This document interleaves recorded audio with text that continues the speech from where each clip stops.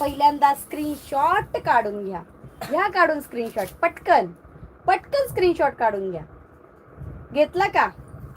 पहा आता ती साडी.